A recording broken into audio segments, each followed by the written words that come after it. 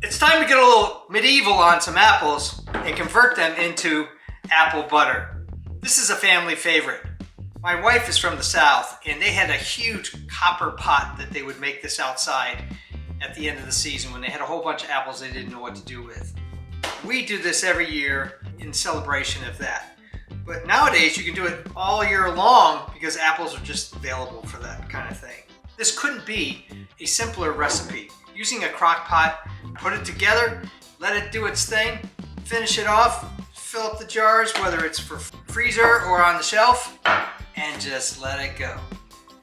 And the great thing about this recipe, it's convertible, meaning about 2 medium-sized apples to 10 ounces of apple butter. You just want a couple of these, 4 or 5 apples. You have 3 to 4 pounds of apples, you get 70 ounces. This golden, delicious concoction, once you try it, you're gonna be eating this all the time. Store-bought jams and jellies just don't compare. So let's get started.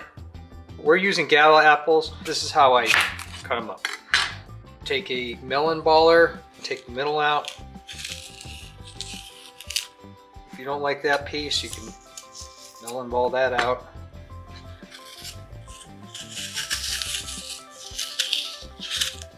Gets all the core out, the seeds, and it still gives you maximum apple. And then cut them about this thick. We leave the peel on because we're going to blend it all up later, and we think it gives flavor. Our apple butter is made out of gala apples because they're naturally sweet, which means we can use less sugar.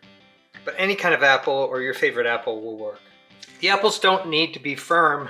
This is a great way to use wrinkled, soft apples instead of throwing them away. This is 3 apples with 1 tablespoon of brown sugar and a half teaspoon of cinnamon.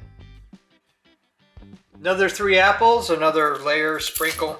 Don't let that happen. Just sprinkle on, don't pack down the 1 tablespoon. Don't have to worry about it too much because it's all gonna get mixed up at the end. Sprinkle a half teaspoon of cinnamon.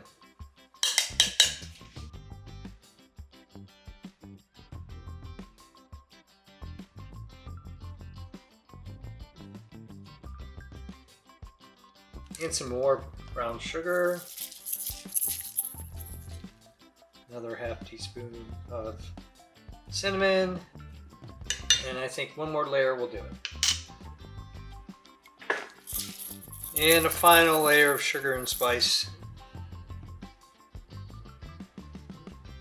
We're using half a cup of pure maple syrup. It's optional, but we think it adds a lot of flavor. If you didn't want to use maple syrup, you could go for a little bit more brown sugar. You could use sugar-free maple syrup if you were concerned about all the sugar and the calories. Put on the lid, high cook for 2 hours. It heats it up fast, and then we switch down to low. 2-hour time is finished. You'll be very tempted to go in here and do something, mash it, just leave it. Choose low cooking. We're gonna go for 4 hours. This is at half the volume for where we started. We have 2 minutes left to the 6-hour point. That's 2 hours at the high setting, 4 hours at the lower setting. So we'll let it time out and let it cool down. And then we get to do the fun part. Cool down with the top on. Otherwise it dries out. All the moisture will escape. It's been a couple hours. The apples are at room temperature. Now it's just a matter of combining all this with a stick blender. You could use a regular blender if you didn't have a stick blender. I'll provide all the tools that I use in this video down below in case you're interested.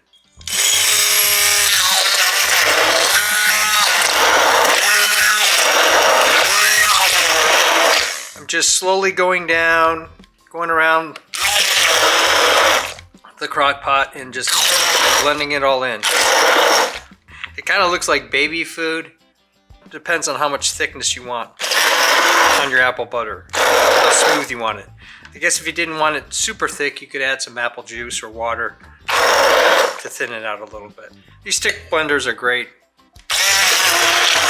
They just do an incredible job in any kind of jams, soups, where you want to kind of get things together. Some people like chunky apple butter. If you don't like it this chunky, you can just keep blending it down. Since this has a metal bottom on the stick blender and this is ceramic, I'm not trying to push down too hard or scrape the bottom of the crock pot. That's about where we like it. Some people will say, why not just use applesauce? Applesauce doesn't have the thickness of apple butter. Apple butter sandwiches with your favorite nut spread is beautiful. For storage, you basically have two options. You can use glass jars and these great lids posted down below. Putting these in the freezer, the glass jars aren't really practical, so we typically go with these plastic containers. I'll post those down below. And then we just have a jar filler.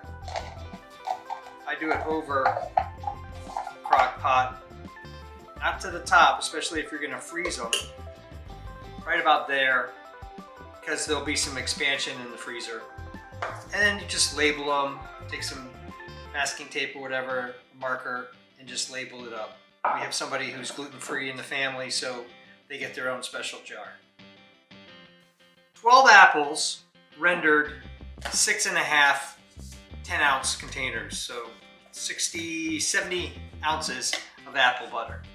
Not bad. This is so much better than applesauce. Don't confuse the two.